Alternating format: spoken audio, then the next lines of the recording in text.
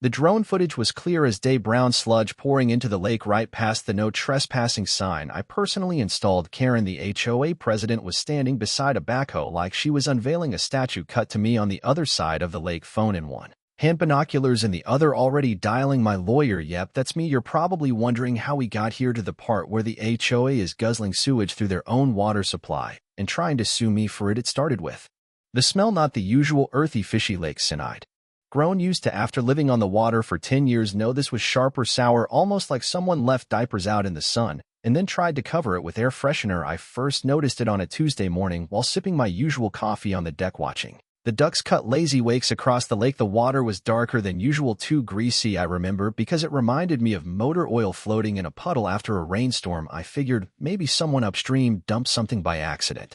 Maybe the construction site a mile north, but by Thursday the ducks were gone and the algae that had normally show up in late July had exploded overnight. Whole mats of it, greenish gray and stringy, spread out like mossy pancakes across the surface. I wasn't a scientist, but I knew something was off, and I'm not the kind of guy who waits around for someone else to do the hard asking, so I grabbed my kayak, a cooler full of ice, and a few mason jars. Spent most of that Saturday paddling around like some backwoods EPA agent, scooping water samples and storing them next to my Coors Light. The smell got worse closer to the southeast cove behind the maintenance shed near the HOA's storm drainage outflow. That's when I found it, a plastic tube the size of a fire hose, half buried in cattails and trickling brown liquid straight into the lake. No signage, no filtration, just a crud-cold hose spewing God knows what into the water I used to swim in every summer. I took photos, then video, then I called the county. The woman in environmental services said she'd open a case, but the way her voice fell flat told me she didn't plan on losing sleep over it. I wasn't surprised. Around here the HOA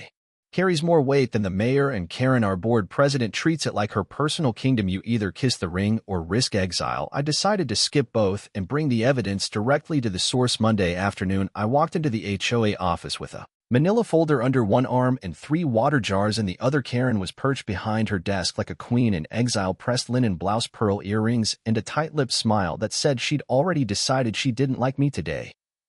Mr. Franklin, she said, folding her hands like she was about to offer me a financial planning seminar. I assume you're here about the algae. I opened the folder and slid a glossy photo across her desk, a close-up of the hose. That's not algae, Karen, that's untreated sewage coming from behind your maintenance shed. Her smile didn't twitch. Do you have proof that it's sewage? I set one of the mason jars down. How about you sniff that and tell me what you think? She didn't. Instead, she slid the photo back toward me like a blackjack dealer folding a busted hand. Mr. Franklin, your property is adjacent to the lake. How do we know the contamination isn't coming from your septic system? I blinked because I haven't had a working septic tank since the 90s. You guys switched the neighborhood to a shared system 20 years ago. Remember that big infrastructure project you voted for? Well, she said with a crisp tap of her pen, according to our latest inspection, there's standing water near your outbuilding, possibly runoff, possibly illegal gray water discharge. That was the moment I realized the meeting wasn't a meeting, it was a setup. She already had a violation notice printed and ready in a folder behind her, slid it across the desk like a gift. I opened it. 1,200 fine for hazardous runoff, lake contamination, and property mismanagement due in 30 days, or escalating penalties would apply. I laughed. Couldn't help it. You're finding me for the sewage you're dumping into my lake. It's not your lake, she said, smug and matter-of fact. It's the HOA's lake, community maintained, community regulated. That was the nail. I stood, grabbed the violation, and folded it in half. You just made a mistake, Karen, I said, tucking it in my back pocket, a big one. She smiled again, all vinegar and lipstick. See you at the next board meeting. Word spread faster than I expected. By Friday, neighbors who used to wave stopped making eye contact. My Amazon packages started showing up dented. The community newsletter had a not-so-subtle op-ed about irresponsible lakefront owners and the need for stricter environmental accountability. Someone even dumped a bag of dog crap in my mailbox twice. I'd been here long enough to recognize the warning signs. Karen had declared war, and now she was flipping the script like a crooked sheriff in a Western. But here's the part she didn't know, the part no one knew, really, not even most of the board. 30 years ago, my grandfather drilled the well that supplies water to the entire HOA. Back then, before half the subdivision even existed, it was just a dry plot with one cabin and a retired hydrologist with a dream of living off the grid. That hydrologist was my granddad, and he wasn't just eccentric, he was meticulous. When the land started developing in the early 2000s, he signed a private use agreement with the developers, allowing them to hook into his well in exchange for monthly maintenance payments and a clause that said ownership of the water supply stayed with him, his descendants, or any entity he transferred it to after he passed. I inherited the property, and the HOA had long forgotten the pipes are underground. The check they send each month gets auto-deposited into my LLC, but I never canceled the contract, and I never gave them the rights. I spent the next week digging through my grandfather's old filing cabinets, the kind with steel drawers that weigh more than a minivan, and there it was, the original water rights agreement signed, notarized, and stored alongside a county certified map of the water distribution lines. I cross-referenced it with the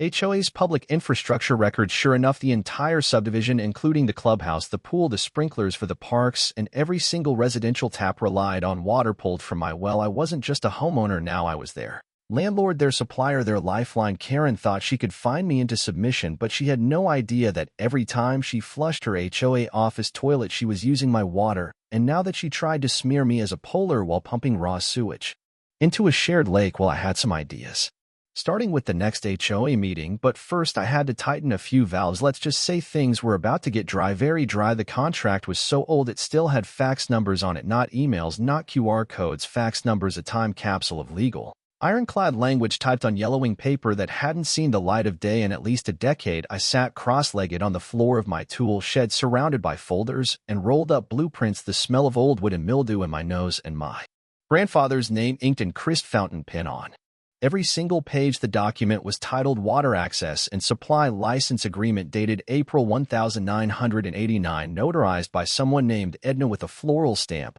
and it made one thing very clear: the well and the water it provided were private property, ours. The developer, back then a man named Hank Durbin, had signed an agreement for shared access under the condition that ownership of the well remained with my family, and the HOA would pay a small monthly sum to continue drawing from it. But here's the kicker: the contract had no expiration date, no renewal clause, and no language granting the HOA any easement rights beyond passive use. My great-uncle, God rest his paranoid soul, had buried the rights so deep in fine print you'd think he'd been burned in a past life by an HOA president. I laughed out loud sitting there in the dirt, because while Karen and her clipboard mafia were busy writing me up for made-up runoff violations, they were literally hydrating their entire empire with my inherited water. That laugh didn't last long, because then I remembered the sludge, the pipe, the lake. If they were this careless with what they dumped into the environment, what else were they putting into the system, my system? So I made a call to a friend I used to know from a short-lived stint in a water quality consulting firm, a guy named Doug, who owed me one after I bailed him out of a particularly messy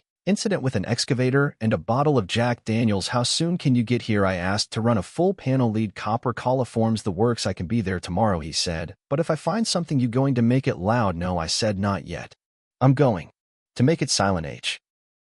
He showed up with his gear looking exactly like someone who owns 6 flannel shirts and a freezer full of venison. We tested 4 lines, 1 straight from the well, 1 from my tap, and 2 from random hydrants around the HOA properties. The results came back worse than I'd expected. My line was clean, thank God, but the hydrants off the charts, with fecal coliforms, phosphates, and chemical traces I couldn't even pronounce without choking. Karen and her crew weren't just polluting the lake, they were backfeeding sewage into the same supply that was supposed to be drinking water, which meant not only were they destroying the environment, they were violating health codes, breaching contract, and best of all, giving me every legal reason to terminate their access without notice. And that's exactly what I did. No press release, no HOA notice, just a turn of a wrench in the concrete pit behind my garage. I shut off the flow, locked the valve, and chained the well hatch shut for good measure. Then I went inside, made some popcorn, and watched the fallout unfold like a slow-motion fireworks show. It started with phone calls, dozens of them, then an emergency email blast. Temporary water disruption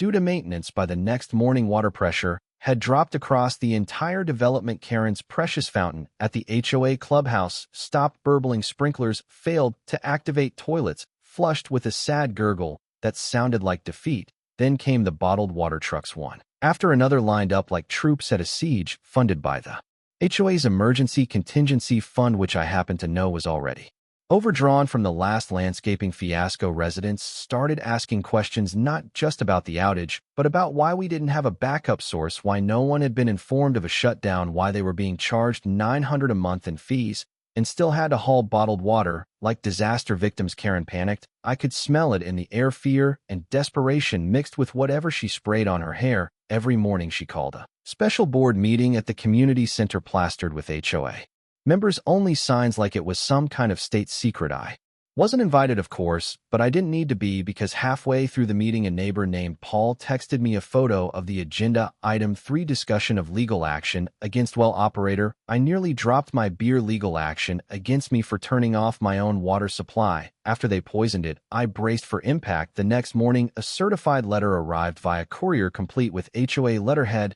and an aggressive serif font that tried too hard to look official. They were accusing me of deliberate sabotage of critical infrastructure, willful endangerment of residents, and breach of public trust. They demanded I immediately restore flow, submit to third-party inspections, and agree to a new operating agreement written entirely by their legal team. Without compensation, I read it once, then again, then laughed so hard I nearly inhaled my sandwich. These people had no idea what they were doing. You can't sue someone for not giving you a thing they own, especially after you violated the usage agreement with toxic backflow and illegal dumping. They were treating this like a playground slap fight, but I had years of documentation, test results, and, most importantly, a contract so bulletproof it might as well have been laminated in Kevlar. So I called up my attorney, an old family friend named Luann, who'd made a name for herself tearing HOAs limb from limb in land rights disputes. I'm going to fax you something I said, and then I want you to bury these people in paperwork. I live for this, she replied. The cease and desist landed on Karen's desk 48 hours later, accompanied by a certified complaint of environmental misconduct, formal termination of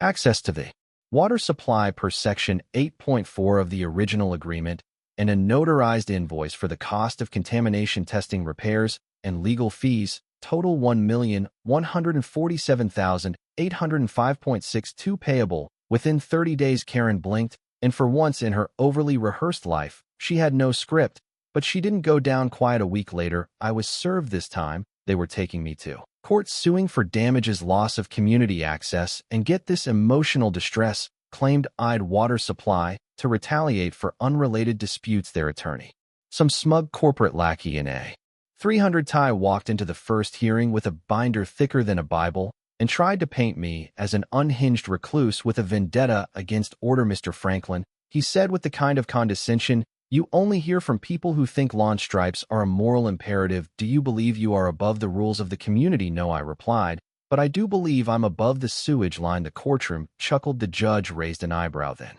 I handed over my packet water test results, drone photos of the dumping contract, excerpts, and a notarized statement from Doug about the contamination levels. The judge flipped through it slowly, then turned to the HOA's lawyer and said the 7 most beautiful words in the English language. Why didn't you mention any of this? The trial didn't last a week. The HOA's case crumbled like wet drywall. Karen tried to shift blame to her maintenance team. The maintenance guy said he was just following instructions. By the end of it, the judge ruled in my favor, declared the HOA in breach of contract, awarded me damages for property devaluation and stress, and slapped them with a court order to cease any future use of my well without a completely renegotiated agreement. 1 written on my terms. Bottled water trucks became a permanent fixture. The community pool was drained until further notice. Karen's newsletters turned from smug to shrill and then stopped altogether. I didn't say a word. I didn't have to. I just installed a new sign next to the wellhead, painted in bold blue letters, private supply trespassers will be built beneath it. I added a second line in smaller text, hydration is a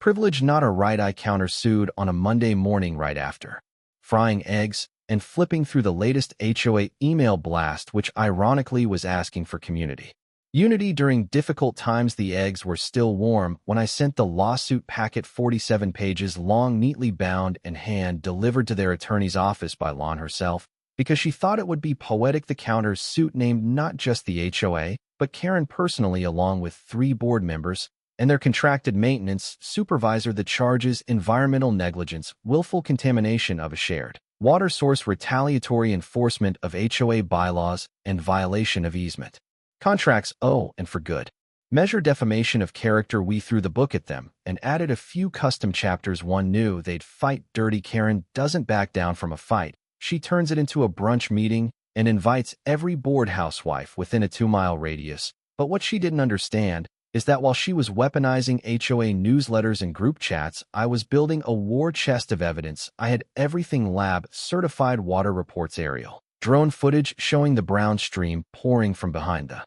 HOA's maintenance shed into the lake, timestamps, invoices, and sworn affidavit from two previous maintenance contractors who'd both quit citing unethical waste management practices. One of them even left a handwritten note, "This crap's not going to stay buried forever," literally. I guess he was right. We filed in county court, and within 48 hours the hearing date was set. Karen's lawyer tried to delay it on account of pending mediation, but the judge wasn't having it, especially not after he read the county's water board complaint. I slipped into evidence. Turns out I wasn't the only one who noticed brown stuff in blue water. The neighborhood erupted once the suit hit the docket. It became public record, and once it became public record, it became gossip. Real juicy. HOA is a criminal syndicate level gossip. Suddenly, the same neighbors who'd been avoiding me like I had leprosy were showing up at my porch with Costco muffins and nervous smiles. One even dropped off an old binder of board meeting minutes from 2014-2018. She'd forgotten to return after a brief stint as HOA secretary. Inside were notes from multiple meetings where Karen and two other board members discussed cost-saving measures for waste treatment and alternatives to city disposal fees. Their solution: divert storm water runoff to low-flow retention zones. Translation: my lake. But the crown jewel, the thing that flipped the whole case from strong to bulletproof, came from someone I hadn't spoken to in over a year. His name was Barry Carlson, a bald, red-faced former county infrastructure coordinator with a bad knee and a grudge the size of a backhoe. I'd helped Barry once years ago when his property line was being squeezed by a shady developer. Gave him a copy of a land use map he didn't know existed and never asked for anything in return. Apparently he remembered because he let me up the week before the trial and said, "You still fighting that HOA?" "Yep." I replied harder than ever. "You got a minute to talk drainage?" Barry showed up at my house the next morning with a USB drive and a manila envelope full of classified reports, including one from 2019 that detailed the installation of unauthorized diversion lines along maintenance parcel 3B, which just so happened to connect directly to the hose I'd found behind their shed. In other words, they didn't just dump sewage, they engineered a system to make it look like runoff while bypassing city waste inspection. Barry even had satellite images showing the installation crews working in secret, labeled as irrigation work. The trial itself started on a Wednesday, bright and early, with a courtroom so packed you'd think someone was handing out free land. Karen sat up front dressed like a funeral director, flanked by three lawyers who looked like they billed by the second. Her face was pulled so tight I thought it might snap. I sat quietly behind my own table, lawn beside me, sipping from a coffee mug that said, "My lawyer can beat up your lawyer." First day was all posturing, her side arguing that the water issues were routine maintenance complications and that I was acting in bad faith to destabilize the neighborhood. Their expert, a smug hydrologist who clearly hadn't seen a well since college, testified that small-scale nutrient inflow could have caused the lake bloom, not necessarily sewage. Lawn let him finish, then handed him a photograph from my drone footage showing a stream of brown fluid coming out of a pipe labeled OA maintenance only. He stammered, looked at his shoes, and asked for a recess. By day 3, public opinion was turning. Reporters showed up. Someone live tweeted the proceedings. The HOA's legal team tried to bury us under procedural objections, but land sliced through them like a combine through corn. When Karen took the stand, she played the victim, describing how I had abused a position of trust to withhold water from the community. "Were you aware?" Lewin asked. "That the well your community relies on was never transferred into HOA ownership. I believed it was public infrastructure," Karen said, her tone wavering. "Belief isn't ownership," Land said flatly. "Did you verify the deed?" "I had our attorney look into it." "Do you have that in writing?" "No." The room was silent, but the real blow came when Barry took the stand. He laid it out in plain blue-collar English. They installed pipes illegally to dump crap where it didn't belong, didn't tell the county, and hoped no one would notice. I noticed, and now you're all noticing." The jury sat frozen. Karen's lawyer tried to object, but the judge overruled him so fast it left scorch marks on the bench. The verdict came faster than anyone expected. The court found the HOA guilty of violating environmental safety codes, breaching their usage contract, and defaming me in official correspondence. Karen was fined personally for gross misconduct and negligence. The board was ordered to pay over $300,000 in damages and attorney fees, and the court placed a temporary injunction on all HOA activities until a new election could be held. You'd think it would stop there, that Karen would disappear quietly, tail tucked, but no, she went full PR meltdown. 2 days after the ruling, a local news team showed up outside the community center to interview concerned residents about the water crisis. Karen hijacked the camera, live uninvited, and delivered what might be the most unhinged interview I've ever seen. She started by claiming the court was biased, then pivoted to blaming poor soil absorption for the waste leaks, and then, brace yourself, actually admitted they had temporarily routed overflow through the retention system to save on unnecessary expenses. The reporter blinked. Are you saying the HOA intentionally diverted sewage? Karen blinked back, realized what she said, and tried to spin it. Not sewage, just a gray water, reclaimed water, untreated. It was natural runoff combined with operational backflow, so raw sewage. That term is subjective. It aired live twice, then it went viral. Karen admits HOA dumped poo water to save money. That was the headline. The thumbnail was her with her mouth half open and eyes wide like a raccoon caught in a spotlight. The comments section was biblical. Within a week she'd resigned. The rest of the board followed. The HOA's bank account frozen pending audit. Community meetings turned into town hall mutinies, and me, I stayed quiet, just watched it all unfold from my back porch with a glass of bourbon and the most satisfying silence I'd ever heard. No more trucks, no more fake violations, just the sound of my lake starting to recover and my phone buzzing with messages from neighbors who'd once scoffed, now asking if I'd consider running for HOA president. I didn't reply. If there's one lesson to walk away with after this roller coaster, it's this: know your rights, document everything, and never underestimate the power of quiet persistence. Whether you're dealing with a stubborn HOA, a toxic work environment, or any authority run amok, remember, paper trails speak louder than power trips. Keep your receipts, stay calm, and let the facts do the heavy lifting. And if someone tells you it's not your lake, check the deed. It just might be your water they're drinking. Hydration is a privilege. So is integrity. Guard both fiercely.